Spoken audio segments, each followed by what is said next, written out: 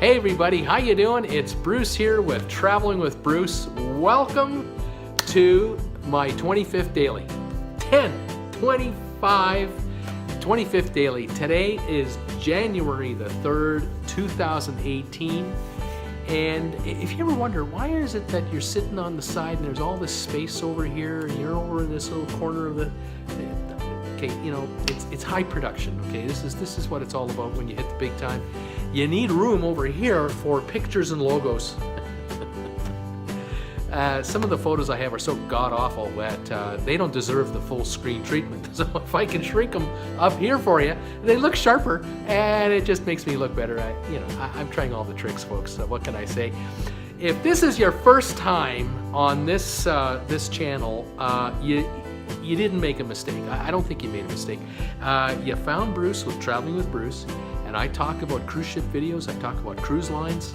I have videos where I talk about how to get a good deal on a cruise, how to find good cruise deals, how to pack for a cruise, tips about what to do even before you get on the ship, the day of the cruise itself, what to do on the cruise when you're on the cruise. I go over all kinds of stuff.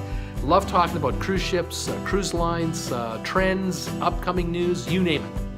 I've also got playlists on my channel. I've done 102 videos now. I've got playlists where I talk about my travels to Germany, my travels to Italy, to the United States. I got a series of videos that I've classified in something called So I Know You Like a Good Story. And in there I have some tall tales of things that have happened to me, people I've met, fun stuff. Check it out. If you got the time, go to my channel. If you like my videos, give me a thumbs up. If you really like what I'm doing, subscribe to my channel. I gotta tell you, folks, you regulars out there, you know what I'm talking about here. The growth rate of my channel in the last month is fantastic. About a month ago, in early December, I was getting a subscriber every day or two. Sometimes I get two in a day. Ooh. And I was sitting in around 70, 75 subscribers. And I started mentioning to you that I was coming up to 100 subscribers. It was 78, 80, 82. I was starting to do the countdown, and my goodness, the channel started to go. And I've been working like crazy to improve my analytics, to improve my reachability, my searchability. I follow all these YouTube influencers to try to find ways to get my channel known and promote it. Without paying money to do it. It's all organic. It's hard work. I put in 12, 14 hours a day. Anyway, around the 13th of December, I hit 100 subscribers. And I knew that when I hit 100 subscribers, the analytics would kick in even more because YouTube is watching. Sorry, I just kicked my camera. YouTube is watching. And if you hit 100 subscribers, you're telling that computer over there that you're the real deal. You're not just a little hobbyist on the side. You're going after viewers. And I hit 100 uploaded videos just a few days ago, about a week and a half ago, and that was another trigger point for the analytics. And all of a sudden, I'm adding 6 subscribers a day now on average. Our view rate is 600 to 650 views a day, which compared to 150 a month ago, 125, 150 a day. So I've quadrupled that. And the watch minutes. Oh my God, are you folks watching? The whole month of November, the whole month, I had 17,000 minutes of watch time. December, 55,000. January, it looks like if this pace maintains, I could have 100,000 minutes this month or more. It's really... It's going, and thank you for that. I hope I'm doing something right. I love getting your comments, by the way. Those of you who are correcting me on my mistakes, I don't mind. I need all the help I can get. It's a one-man show. I've got some corrections, as a matter of fact, written down for today from yesterday's video. I have to tell you that I'm winging it here, as you can plainly see. I don't have a script or a teleprompter or 15 assistants helping me out. It's Bruce, Traveling with Bruce, in his living room, doing these videos on a daily basis, and I'm doing the best I can to try to improve. Now, other things to let you know about. I am seriously looking at going live, as if I haven't got enough going on. I am thinking about live streaming this channel from time to time, where I'm thinking of going live for between a half an hour to an hour. And ultimately, I would like to do that daily. I'd like to go 5 days a week live, but I think what I may start off with is maybe 1 or 2 live telecasts a week and see how it goes. Open up the floor to questions where you folks can text me, on your computers or on your phones. You can send me a question about whatever you want to talk about. Cruising, traveling, how to get to the cruise, airlines to use, what's the best deal, what's the best cruise line, what are your experiences, that type of thing. If I can answer the question on the spot, great. If I can't answer the question on the spot, I'll have the answer in my next live streaming video, or I'll post the answer in my descriptions down below. So I'm now investigating the logistics of live streaming on YouTube, and it's intimidating as all get up, and I'm working on it. So bear with me. When I know I'm doing it, I'll try to let you know a couple of days in advance. If you happen to catch the live broadcast, great. If you don't, doesn't matter. It's like a regular video on my channel. You can watch what I did live tonight, tomorrow night, next week. You can watch my live podcast that I did a month ago, going forward. So that's in the wheelhouse. That's in my thought process.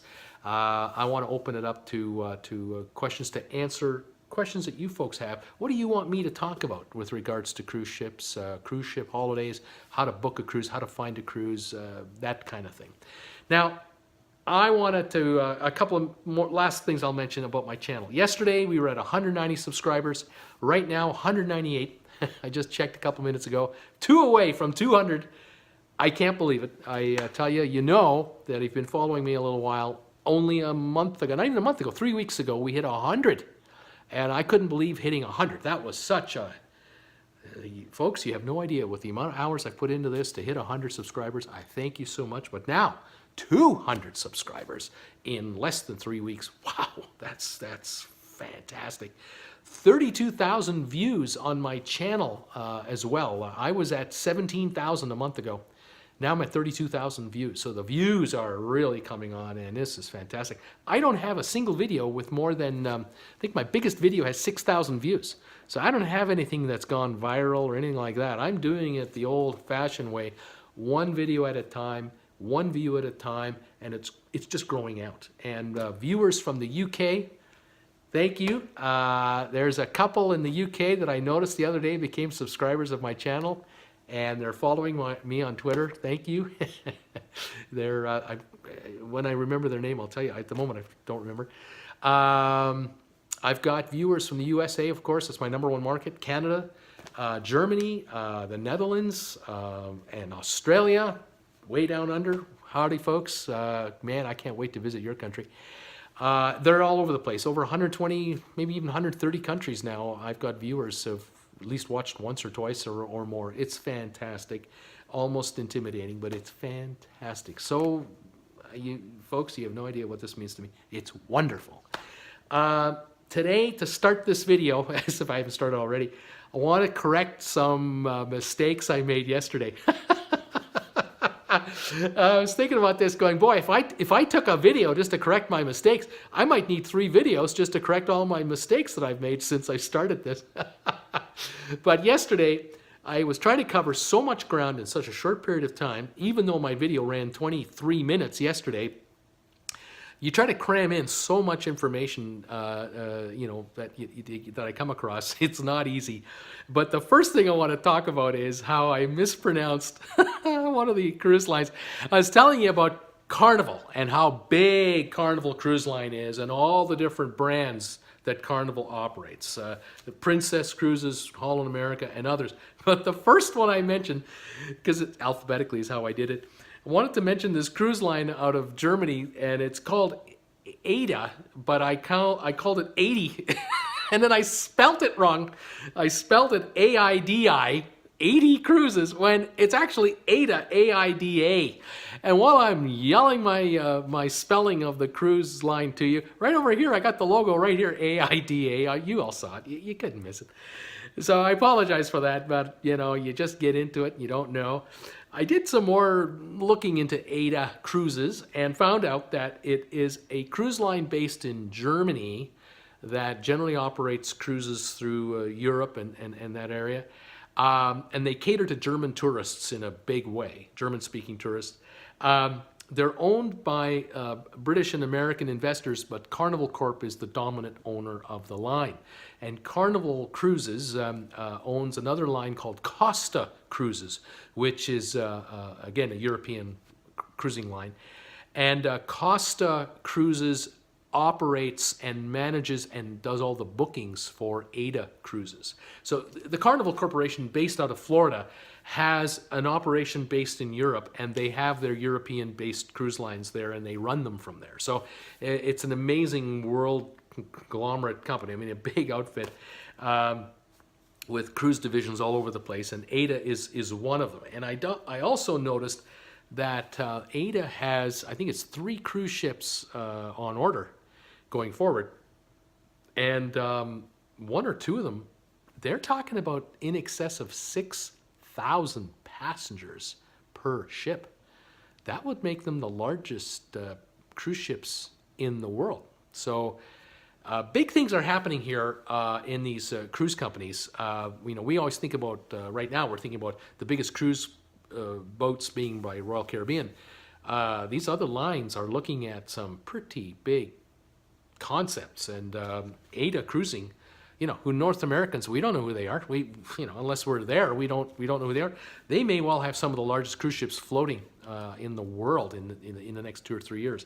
An amazing little story. Now, the second correction I want to make is Royal Caribbean. I was telling you last night or yesterday on the video about Royal Caribbean is known for adventure on the seas type cruising. If you've got a family, a mom, dad, and a couple of kids, boy, Royal Caribbean is a serious option you want to look at, because these big ships that they have, the Allure of the Seas, Harmony of the Seas, Oasis of the Seas, each one carries over 5,000 passengers, 2,000 plus crew members, 7,000 plus people. And then they're famous for having those flow riders, wave rider machines, on the top deck at the back of the ship. They have the water slides, of course. Now they have zip lines and rock climbing walls, of course. I mean, the activities are endless. And so I'm just going on about how great, I wanted to go on about how great Royal Caribbean was, but I started calling him Carnival. And I'm watching my video later, I'm going, oh, Bruce, what are you doing? So sorry about that, but I did correct myself halfway through the video. You heard it, you saw it. I think you're forgiving me, and I appreciate it. I sometimes can't forgive myself. What can I say? So Royal Caribbean, not Carnival, is the operator of the biggest cruise ships in the world presently. But as I was saying a minute ago, changes are coming, and who knows what's going to happen next. Will Royal Caribbean start coming out with 7,000 passenger cruise lines with 3,000 crew? I mean, I don't know. Who knows how far this can go? It's unbelievable. The third error I made, I want to tell you about. It was towards the end of my video, so a lot of you may not have watched it, because it seems that you watch my videos for about 8, 10, 12 minutes and then you give up. Although some of you watch it all the way, and I appreciate you if you watch all my video. But towards the end of yesterday's video, I was getting all excited about the numbers, the money, and how if you're on a Holland America cruise or Celebrity, 5-star cruise line, really nice, and you can score a balcony for a Caribbean cruise for about $100 a night per person. And scoop a balcony suite on Holland America. Man, this is fantastic. And I was trying to explain the fact that you can't get a deal like that in Disney World. I was talking about how Disney World has hotels and resorts on property, and there are various levels of dollars on the property in Disney World. But if you want to be in the 5-star hotel in Disney World, you cannot get the kind of value you're going to get on a cruise ship, because for Holland America, if you can be on, like I said, a balcony for $100 a night per person, that's $200 a night for a couple. Even with 1 or 2 kids, they're going to be slightly less. In some cases, like on Norwegian, you can get $100 a night for an adult, and then the kids are free, the 3rd, 4th passenger free. Just pay taxes and fees. So you add the taxes and fees for all 4 of you, and that's maybe $10, $15 a day. Now you're talking about $260 for for 4 people on a balcony suite, meals included, no resort fees to pay because you're on a floating resort. Then you just have your tip money on top of that. Well, you have tip money at the hotel too, so one negates the other. But in the resort, you're not going to get a 5-star resort in Disney World for $260 a night for 4 people. No way. And you're not getting any meals. You got to eat. And then, of course, there's your park pass. And as I said on my video yesterday, I have nothing against Disney World. I love the place. Maybe I should just compare, say, South Miami Beach. Get a 5-star resort like the Fontainebleau, something like that, or even higher, and try to get a resort hotel on the beach in Miami. No way, for $250 a night, not a chance. With taxes and resort fees and tips and meals, you're talking $500, $600, $700 a night for family of 4 easily. And in Disney World, of course, with the passes, it's much, much more. So from an economic point of view, if you have limited dollars, limited time, and mom and dad want to get some warm weather in, some relaxed time, but also let the kids have some fun, well, these cruise ships are the way to go. I mean, the kids can just scamper and be gone. They have teen clubs. They've got daycare for the young, the real youngsters. Mom and dad can also hit the water slides too. Don't forget about that. What a bargain. So that was my point. But I screwed up yesterday when I said Disney World, you couldn't get a deal for $200 a night at Disney World per person, and that would have been $400. Well, $400 a night, yeah, maybe you can be in Disney World. Maybe not at the highest end 5-star, but a 4-star or a 3-star definitely. Anyway, that was that. So these are mistakes I wanted to correct, and I apologize for that. I get all excited with these videos, and I've got so much information to talk to you about. I did get a comment yesterday. I got a couple of comments yesterday on my videos. One wonderful comment talking about the Viking Cruise lines. Really appreciated that. Fantastic. But a second comment I got was, what about Disney? You didn't talk about the Disney Cruise Line. What's with you? And you're right. I didn't talk about Disney yesterday. I was concentrating really on the top 3, of course, Carnival, Royal Caribbean, and Norwegian, because each of them have cruise lines underneath their cruise lines. And then I mentioned Viking Line, and I mentioned MSC cruises. But I didn't mention Disney yesterday, and I thought today I would. Disney Cruise Line is about 20 years old. The company actually had made a deal back in the 90s to feature some of their characters on another cruise line for a short period of time. And that deal lasted a number of years, but Disney attempted to shift over and see if they could make a deal with Carnival or Royal Caribbean. Maybe they could make a deal with either of those 2 cruise lines to have some of the Disney characters and maybe Disney-themed shows on their cruise lines. But a couple of years of discussions off and on, nothing could be accomplished. And I can see where Carnival, wanted to keep their brand to themselves, same with Royal Caribbean, whereas Disney wanted to get into the cruise line business somehow.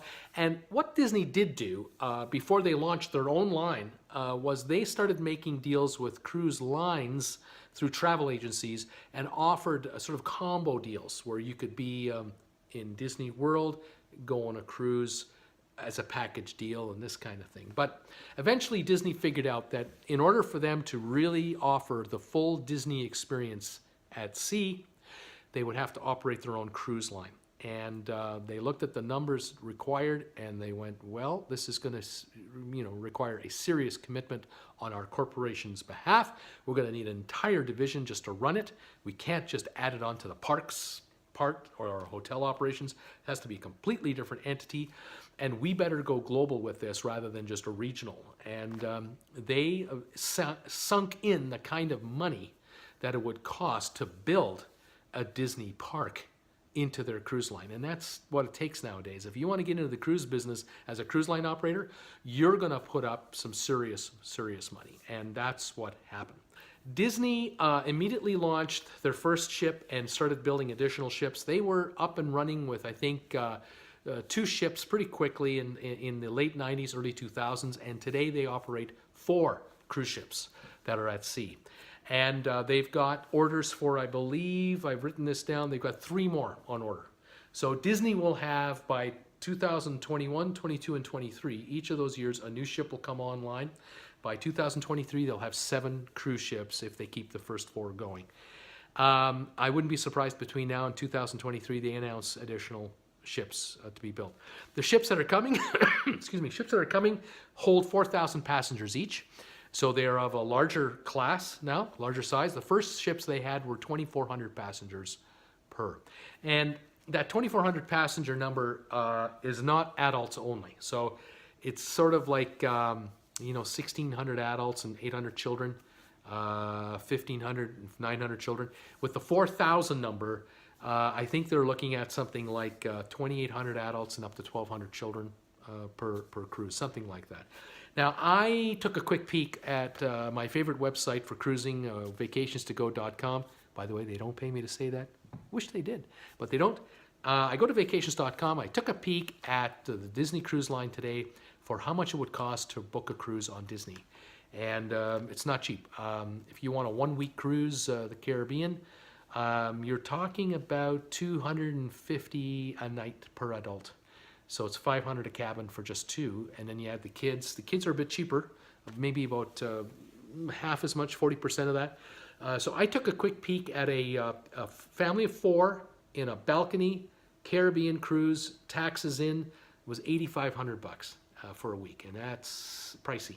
That's a lot of money, but it is a Disney cruise on a Disney property, and the kids will be thrilled and delighted. If you're an adult and you're a lifelong Disney fan, priceless. You'll pay it. Fantastic. High ratings. It's a 5-star line. They get high ratings. Great line. For me and my wife to get away for a 1-week cruise in the Caribbean, we aren't going to be paying that kind of money. We don't have to. I can get, as I've said before, I can get a 7-night cruise on Holland America or Celebrity or Norwegian, Royal Caribbean, in that $100 a night range for a balcony, maybe a bit more for a nicer balcony, but that's the budget that I'm comfortable with, and there's a lot of choice available for that. So I wanted to mention that today. So Disney Cruise Lines, I've mentioned Disney. I am sorry I didn't add them yesterday, but again, they don't own any other subsidiary lines. They have now offered cruises to Alaska. They're offering cruises in the Caribbean, Europe, and they're going to add even more. I wouldn't be surprised if they're adding Asia. Now, the last thing I want to talk about today is the big storm that's coming. The weather reports hit yesterday and now today again. They're talking about northern Florida, Georgia, South Carolina. There is a system moving across that is ugly. They're talking snow in northern Florida. That's how bad it is. But New York City has already announced winter weather warnings all the way up the coast, all the way up through New York. And I've talked to you about this before. If you're going to go on a Caribbean cruise and you want to get in some warm weather and get it at a deal, there's a great offer out of New York almost all winter long. You can, get on a ship in Bayonne, New Jersey, or right in New York City on Manhattan Island, and you can grab an 8 or a 10-day cruise on Norwegian or Royal Caribbean down to the Caribbean. I've done it. I've been on the Explorer of the Seas a few years ago out of Bayonne, New Jersey on Royal Caribbean, and we left New York. It was 58, 60 degrees when we left, and we thought, this is fantastic. Oh, the weather's great. The next day we went through a blizzard, and it was like a hurricane at sea, a winter hurricane at sea. And we were going through 40-foot waves, and they were hitting that ship, and we heard it, and we felt it, and it was a bad day too. A bad day too for me. I didn't get out of my room. I had to lay in bed the whole day. I was sick. It was awful. It was not what I wanted, but what are you going to do? And you can't get off the ship. There's nothing you can do. The captain can only plow through it. He went right into it, and his attitude was, the faster I go through this thing, the sooner we're out of it, and we'll come out the other side, and it'll be smooth sailing. He was right, but you had to pay the price for 32 hours. It was a long day and a half, and it was tough. And here's the thing. We paid for this 10-day cruise, whatever it was, 10, 11-day cruise. We only got 7 warm days. 2 days through it, and then 2 days coming back through winter weather, not a storm on the way back.